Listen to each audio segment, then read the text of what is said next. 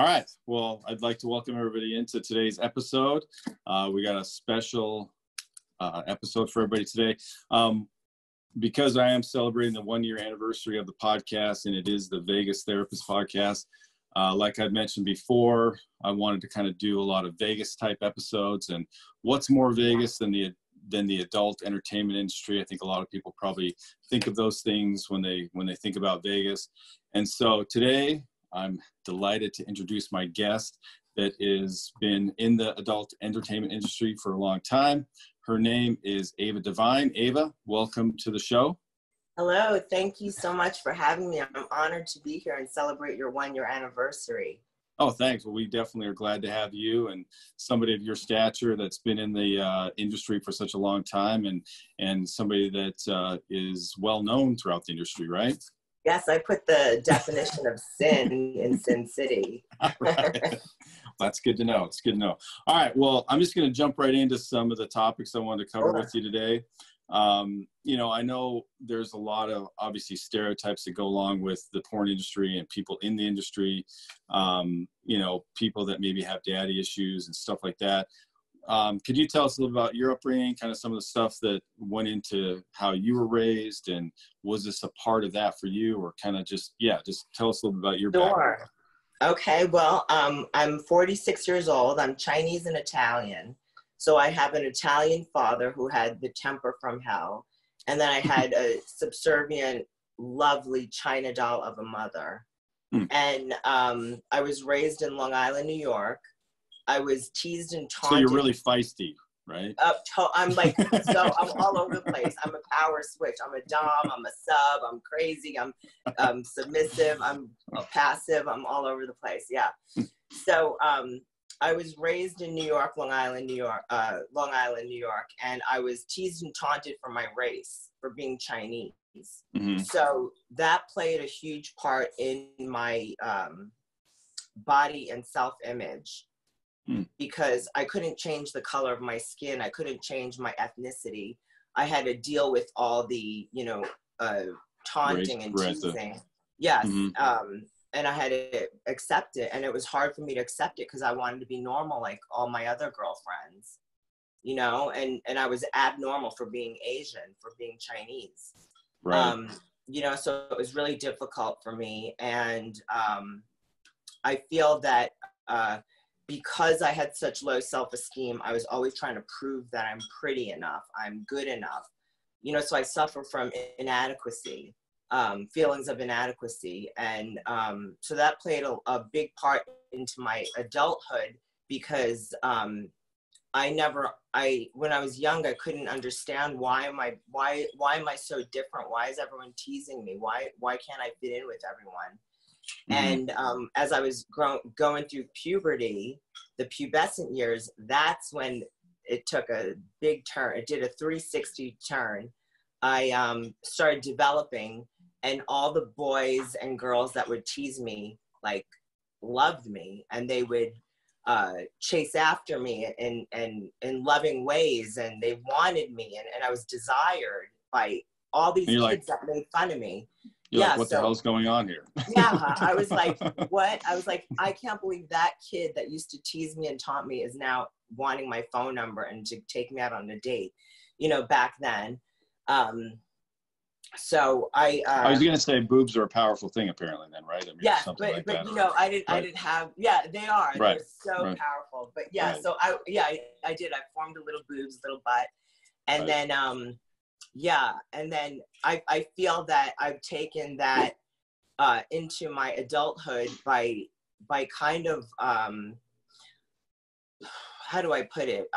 Kind of revenge for my childhood, saying, mm-hmm. Look, I'm desired, I'm sexy, I'm wanted. Now look at me. When I was a little girl, you made me feel so bad about myself. Now you want me. So I kind of use that as revenge. And that's why I think I got into the adult industry, because I used my looks and my seduction and my sexuality as a gift. Right. And I presented it to the world. And that's why I started back in the adult industry at a very young age, because I was like, wait a second, I could use my sexuality, my appearance, my eroticism that I was teased and taught for as a child and make money from this. Yeah. So I was like, where do I sign up? Yeah. Right. Yeah. Well, it's interesting that you mentioned, like, you know, because again, the idea of like, you know, people, the stereotype about daddy issues, but it's interesting that you talk a lot about like what you actually had to go through as a person, you know, like the tease as a child, like the teasing and stuff like that, that it comes from more of like a revenge kind of state of mind where it's like, hey, you used to think of me as this, almost like the ugly duckling. Now I'm I'm the Prince Swan. Yeah. And it's like, hey, I'm gonna make you pay for it. Or whatever, exactly. So for I all did do that, but I will interrupt. I probably do have a little bit of daddy issues. Well, okay, yeah, you know, because like I used to laugh and be like, oh my God, what is daddy issues? I have no daddy issues. But it's funny, but you know, as I get older and I dig deeper into my childhood and my life and who I am as a person and how I turned out to be this person who I am today, I dug deep and I've learned that, you know, I love domineering men because my father is very domineering. He was very aggressive. So I took that and I like that. And I even like that in sex. I like to be more of the submissive type. Okay. And have an aggressor in my life. Yeah. So that plays into a role into the mindset or kind of things that you prefer or stuff like that or whatever. So does that, I mean, do you like you mentioned the revenge thing and stuff like that as far as like the teasing part, but it's interesting how then accepting maybe the domineering side, like with your dad and that aspect. I mean, do you ever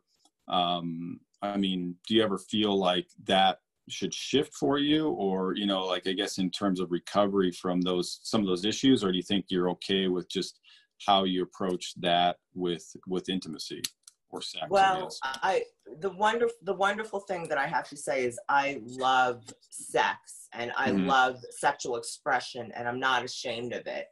Okay. Although my dad was very strict when I was younger. He's very strict. I couldn't wear short skirts. I couldn't be with certain races. I couldn't be with So you're kind of giving him the middle finger a little bit too, right? Yes, totally. Yeah. Rebellion was my middle name. Then sin came involved. But no, first it was, I was very rebellious. I was, when I would leave the house, I'd pull up my skirt higher because I loved this sexuality and the attraction of other men and women. Right. And he would always try and block that and make me a demure kind of woman, demure girl. And I wasn't like that because of my inadequacy issues of being teased and taunted is not good enough. Yeah. I was like, no, I'm sexy. I'm desired. Look at me. And even if my dad was trying to block that, I was like, no.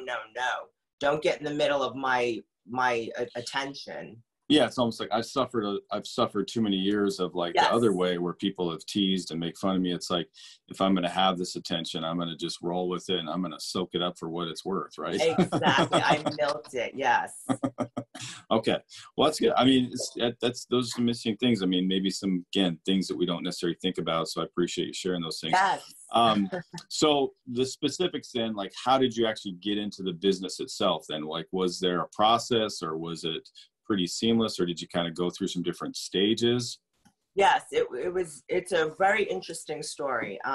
So I got into the business, I was 18 or 19, and I was working at a handbag store, and I met this lady that told me, she's like, you know, Ava, you're very promiscuous. I was very promiscuous since I was 14 and up.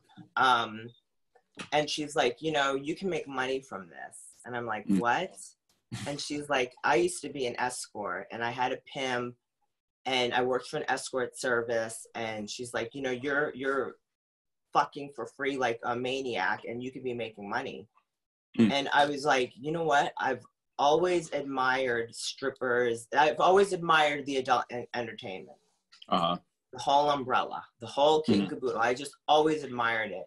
I remember when I was 5, my cousin said, what do you want to be when you grow up? And for some reason, I can remember this, and I don't know where I learned it, but I said, what's the sexiest thing you can be?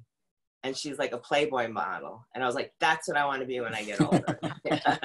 And I don't know. I was always like admired sexuality and eroticism and pretty and beautiful. You know, I probably, because I was teased and taunted. Yeah. So, Because again, you know, kind of like the ugly duckling syndrome and kind of what you were teased yes. with. And now it's like this aspiration of like wanting to be beautiful or wanting to have that in your life that probably, it was something you yearned for, right? And yes, desired. totally. Yeah. You nailed it. Of course you nailed it. You're the Vegas therapist, right?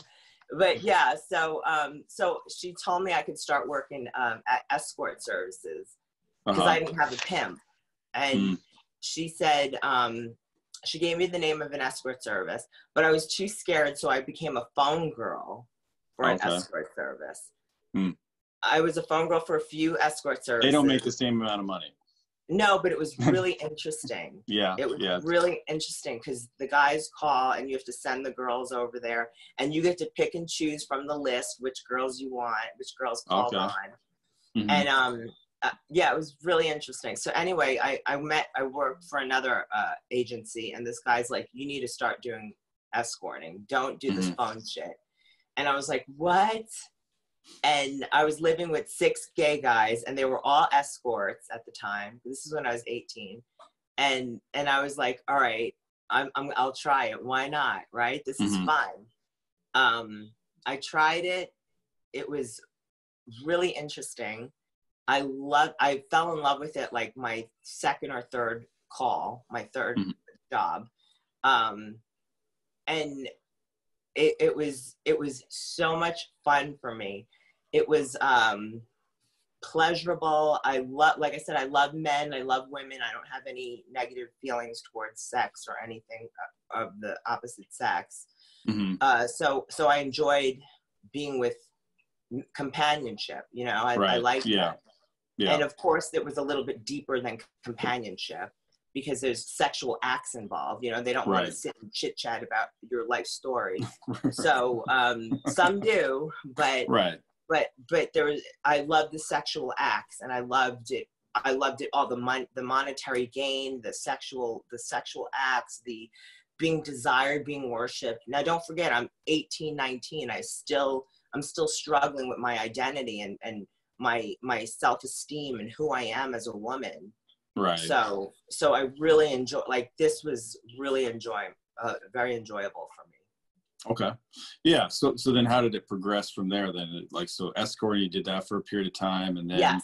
And then I went to a strip club when I was 24, 25 or something. I went to a strip club. I went backwards. I went from the escort into the strip club.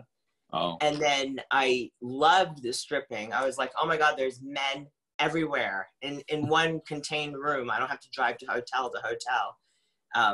And they're all everywhere. And I was so excited. And I did that. And then I met some guy that was,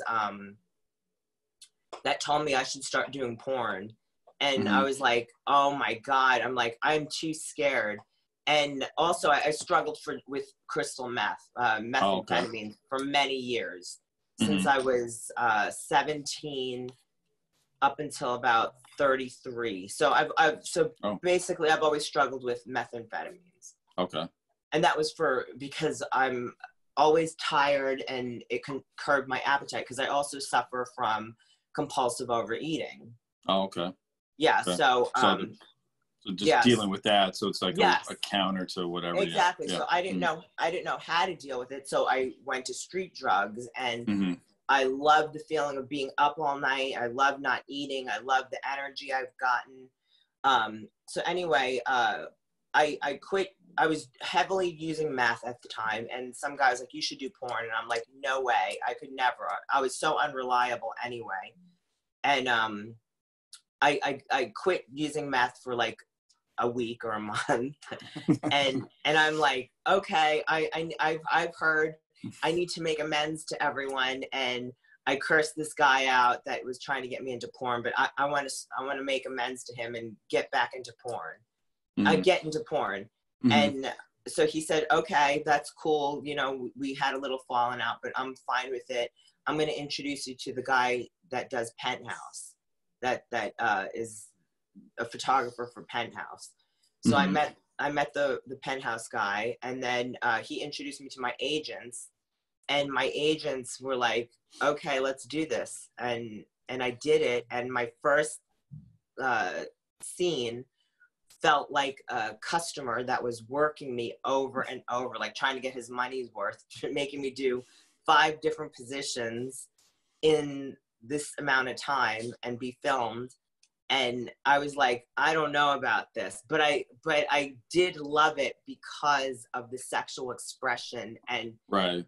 and my my connection with men and sex. Mm-hmm. So, and I'm being filmed, so I'm like right. showing the world I'm sexually expressing myself on film for the whole world to see. So right. I was like, you know what, I think I could do this. Mm-hmm. I really like it. And I did it, and I kind of felt like it was an overnight success, because all of a sudden I started getting emails from all over the world saying, I want to see you. And and the thing was, I got into porn. I wanted to do porn because it would make my escort rate higher.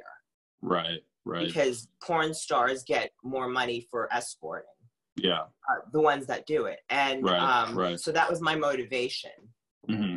But then when I was doing it, I was having so much fun that I forgot about the money, the monetary gain. And I was like in it just for the fun. Yeah. And I loved it. And now today I'm semi-retired. Mm-hmm. I'm doing my own there's a platform called OnlyFans. I do my own work, videos and stuff there. Or whatever. Mm-hmm. Yeah. Okay. And the industry has somewhat changed, but I've no regrets, no mistakes. I loved it all. I can't say anything but positive things about the porn and the adult entertainment industry. Okay, good. Yeah. I mean, it's good. So, quick question then, as far as like just dynamics, or, well, I guess more so just, friends, family, did they have judgments about your career, or were they supportive, or did they kind of come along board after a while, or what's been, or did they know? I mean, was it a secret, or how did that? Mm-hmm. Well, it was all of the above. Okay. My mom knew about it, and she was very scared because we don't use protection in the porn industry. Right. So she was very scared about that, and the STDs and stuff that come along with it. But I reassured her we get checked every 2 weeks, every month it was back then. But then it became every 2 weeks, and we monitor our health and we take care of ourselves. And, we try not to go outside the industry and use unprotected, no protection. So, so she kind of, got came around to gradually. It. Yeah. Yeah. My father never knew. I think he suspected that I was an escort, but he never knew. I would never tell him because it would break his heart. Okay. And I've learned that in recovery, because now I'm clean and sober, and I go to 12-step meetings, and one of the steps is making amends unless it would injure them or others. Right.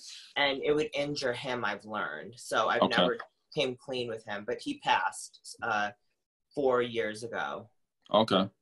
Yeah. Well, speaking of which, then, I mean, that was actually my next question, is just like you mentioned before, some drug use and stuff like that. So how do you deal with like your, mental health? Like, how do you keep yourself in a good space, like emotionally, mentally, how do you do that? Well, obviously you mentioned the 12-step, but yeah. Yes. Yeah. Yes. I've always suffered from depression too. So I've been on antidepressants for many years. And when I got sober and clean in 2007, July 29th, I got on proper medication because I was self-medicating myself. Like I said, I was always tired. I was a compulsive overeater. I was just very depressed. I got on medication to level me off, level me out, and it's helped with staying sober and clean. So I go to 12-step meetings regularly because that's my life, and I work with others, and I have a higher power that I believe in. That's not me. And I'm totally balanced and so comfortable today in my skin just for today. You know, I don't have to seek for validation from people, places, and things anymore. If I want to have sex, it's not because I need to be validated or fulfilled. I have it because I want to enjoy myself. You know, when I'm working, I don't think the money is my self-worth. You know, the amount of money I make is not my self-worth. I understand that, you know, I'm just a lovable child of my higher power, and all good comes from that. You know, I don't have any ill motives or ill intention anymore. Yeah, as you say, so like you've kind of worked through that, the revenge side of it and all those things. Like it's more pure from your standpoint as far as like, you know, what I get out of it, why I do it. It's not fueled by this negativity or this kind of resentment or anything like that. Exactly. And that's you nailed it once again, Vegas therapist. It's those resentments that get me, that kill me. And everything has been lifted from my heart and my soul. So when I do things, it's for the good. It's not because I'm trying to fill this empty void of the bottomless pit of my soul, in my soul. Right. So was that? Yeah.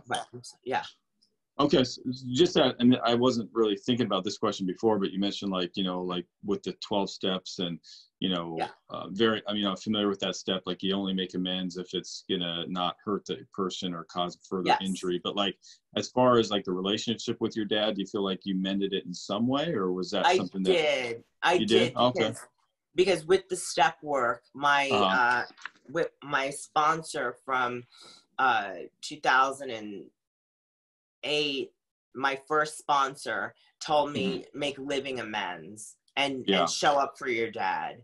So instead of me saying, Dad, I'm a hooker, prostitute, stripper, porn escort, whatever, blah, blah, blah, blah, I just show up for him. I'll say, Dad, can I get you anything? Can I be there for you? Can I spend quality time with you? Wow, that's awesome. That's amazing. So it's like, and all those things where he hit me as a child or beat me as a child, I've let that go because I know he was a sick man as well, because he used to hit me a lot too. Okay. You know, I failed to mention that. He would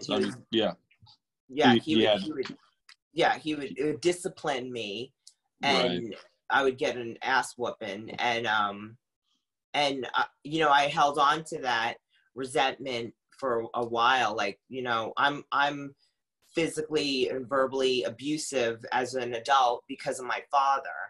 And, you know, and I used to suffer from that. And today I can say, I let that go. My dad was sick. That's his disciplinary ways. He was beat as a child. You know, I got to let that go. And I don't have to be that person today. I could break the cycle. Yeah. Well, you're a wonderful person. I mean, just I like that. No, it is. You are. I mean, just like those dynamics, the things that you talk about. I mean, those are principles that, you know, you'd hope that more people would apply in their life, is just being able to kind of let go of stuff, look at things in their context. Like you said, with your dad, I mean, he obviously had his own issues, and being able to kind of like, you know, see that in its context and just kind of, you know, have that living amends. That's an amazing thing that you were able to do for him prior to, you know, him passing. So it's great. Yes. Well, I mean, it was all stuff taught for me from the 12-step programs, and I've learned from the best. All right. Thank you. No, it's great. So it's great that you have, was getting a call. Yeah, It's great that me you too. have though. It's great that you have just that foundation then of the 12 steps, and it sounds like it's been yeah, just an amazing thing for you to have that in your life, you know. So okay. Couple other things. So one is just shifting a little bit, unless there's anything else as far as like mental health or No, 12 I've steps. I mean, is said that it all. okay? I mean, Okay. I could throw in a little hallelujah with that, but I think I've set it up. Yeah. All right. No, it's been great. Some great stuff. Definitely appreciate that information. So kind of getting back to a little bit of like the porn side of it. Just curious, because I know there's a lot of like, you know, pros and cons, and, you know, people that see it one way and see it another, you know, porn a different, you know, I mean, it's definitely a polarizing thing. Yeah. So for you, what would you say to people who say that porn is giving men an unrealistic view of sex? What would you say to them? I can see why they say that. I understand that. Especially the era I was in, it was all gonzo porn, which means there wasn't much storyline. It was just straight fucking wild, hardcore sex. And I totally get it, because I would see these clients, you know, outside of the porn industry when I escorted, and they would want to emulate what they see on. They want to emulate what they see on the videos, and I'm like, yeah, and I'm like, oh, wait a second, you are not, A, you're not a porn star, and B, you need to slow your roll, because this isn't a porn set, you know. So I understand that, and women too, you know, the husbands, when they watch it, they're like, I want you to, you know, do this or do that. Yeah, exactly. Stand up in a cartwheel and suck my dick at the same time, you know, and it's like, and I would say us porn girls are very skilled in that manner, but it's for me, that when in my personal life, I don't have sex like I do on the porn set. Okay.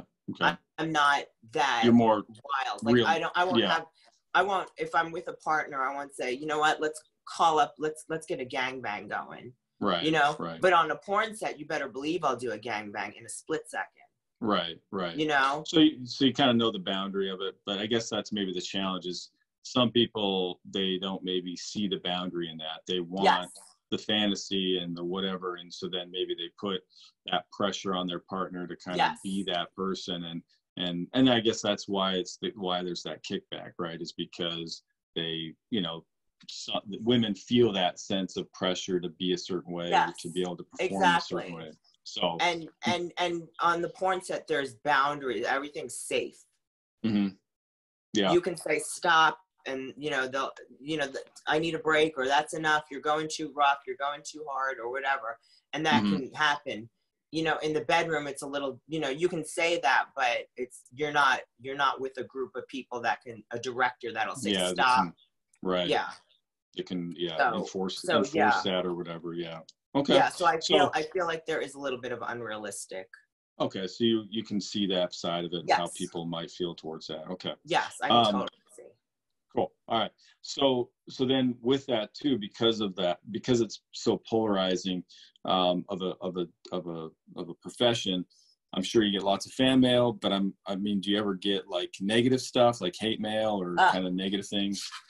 I get negative. And how do you deal with that? Okay, on social media. Okay. So I could either revert like a child and regresses my childhood and freak out and get scared and lock myself in the house, or I can ignore it and get tough skin and go, that's cool that they feel that way, because really it hurts, but then I have to say, okay, that's their opinion. That's 5 out of a million that say nice things. Why don't I pay attention to the nice things? Why am I focused on the negative thing? So I just got to flip that around and be like, that's cool, you say that, I respect that, but no thank you. And you know, and not pay too much attention to it, because it will mess with my head, and that childhood will come back, and I'll be like, the inadequacy will come, and I'll be like, I'm not good enough.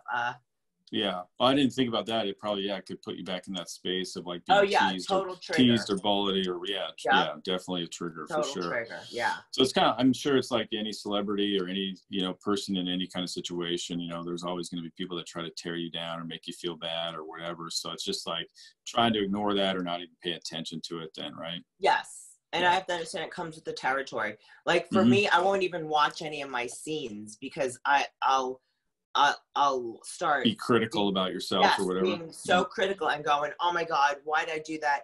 And then I get mad at myself. And then the next time I'm shooting, I'll be all stiff and quiet Yeah. because I'm too scared to be my fun, wild self because I'm so critical. Yeah. Yeah. Definitely want to be critical, right? Yeah. Get that. No. Yeah. Yeah. Okay. That's good. Appreciate that.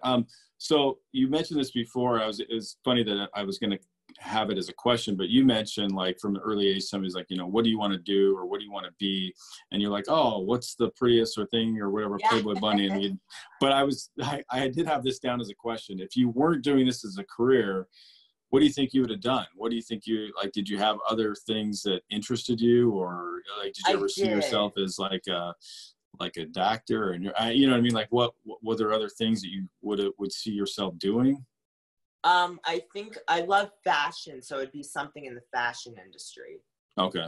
Good. Yeah, I think, but other than that, I mean, I am so grateful to be in the adult industry and still having the longevity that I have. Mm-hmm. So I'm like so happy where I'm placed right now. So I wouldn't even want to think about what I would do if I didn't have this because I'm so grateful.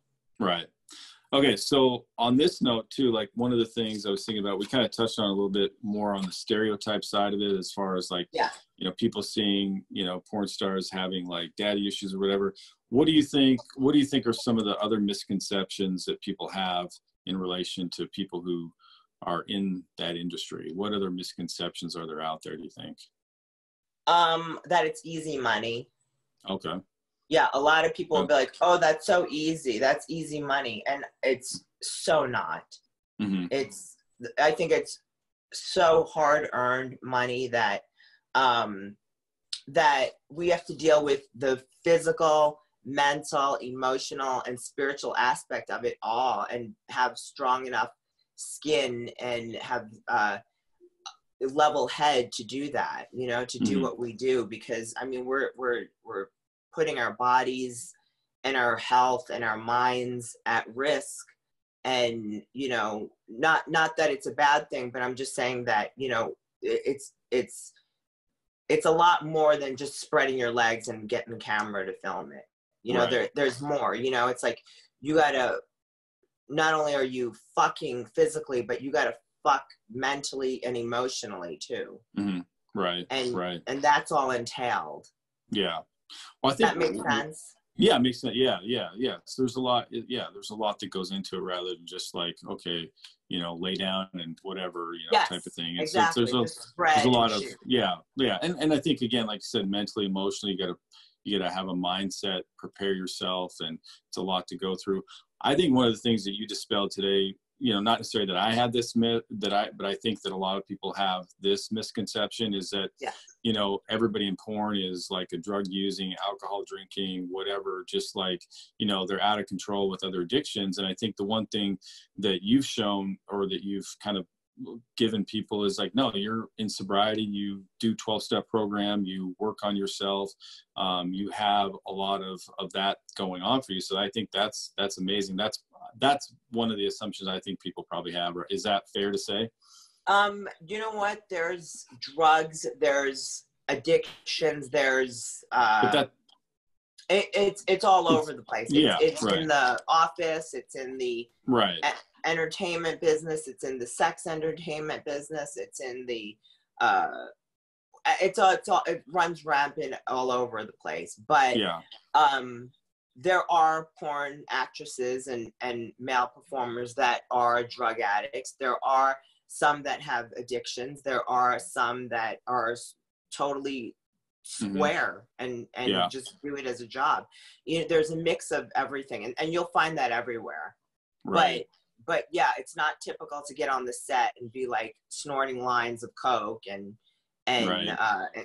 injecting yourself with heroin before you shoot, you know, that I've experienced. Right. That I've experienced. Right. Every set has been professional with drink, like water.